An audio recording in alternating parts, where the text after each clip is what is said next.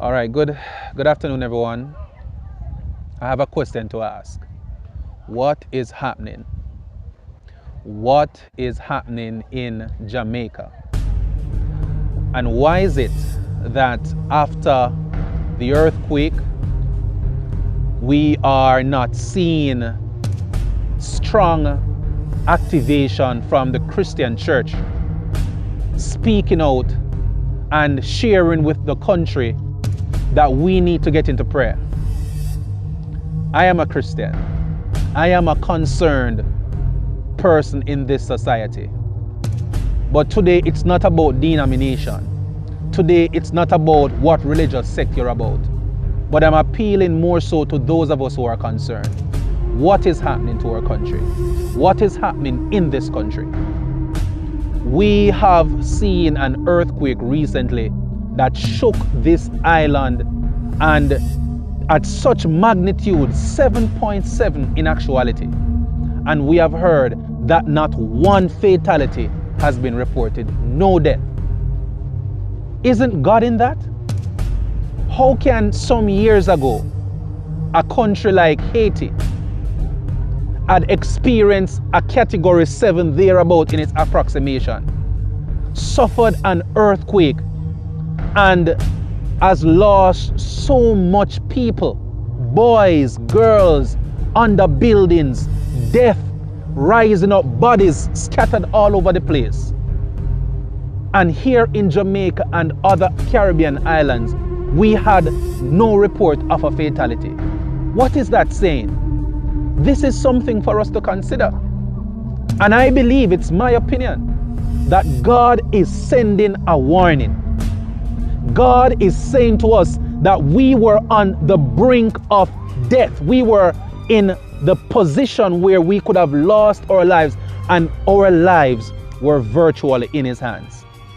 And how do we respond to God? Last week this event happened, and it seemed as if we have forgotten about it. It seemed as if we are not taking it serious that we can go like that.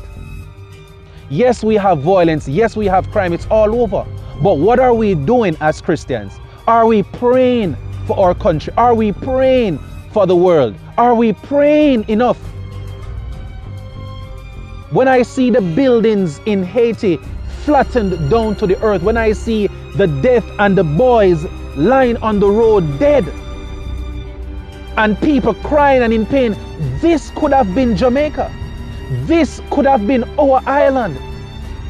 Persons are scared and terrified, and no one is praying. The Bible tells us in Psalm chapter 9 and verse 20, David says, "Put them in fear, Lord, that the nations may know themselves to be but men."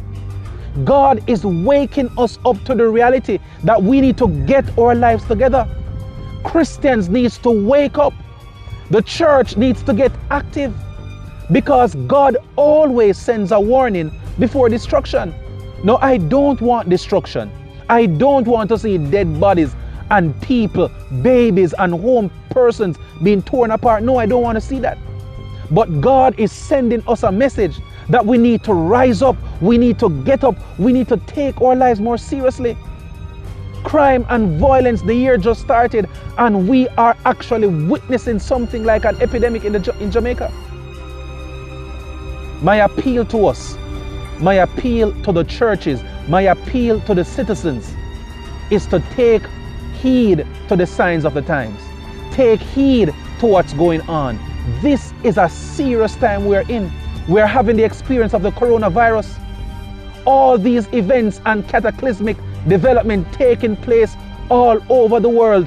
God is sending a message. The tremor, the fear, the anxiety, all of this. God is saying to you, my friends, take this seriously. Take your life seriously. Take your Christian walk seriously, because if He comes and you are not ready, if these things happen and you are not ready, what shall be your end? So my friends, it's time to wake up. Church, it's time to wake up. Leaders, it's time to wake up. Stop dolly house. Stop playing around. and start to take your life more seriously. You only have one life to live. Live it to the glory of God, because He's warning us. He can destroy if He wants this country or any country if He wants. You are not in charge. No matter how bad you might think you are, no matter how brave you might think you are, no matter how powerful you might think you are just a man. And all that is filling your body is blood and the life that God has given you. Take heed to your ways. Humble yourselves before God and walk and live as how He has called you to walk and live. And that's all I have to say today. I'm Tyrone Mackenzie, and have a blessed day.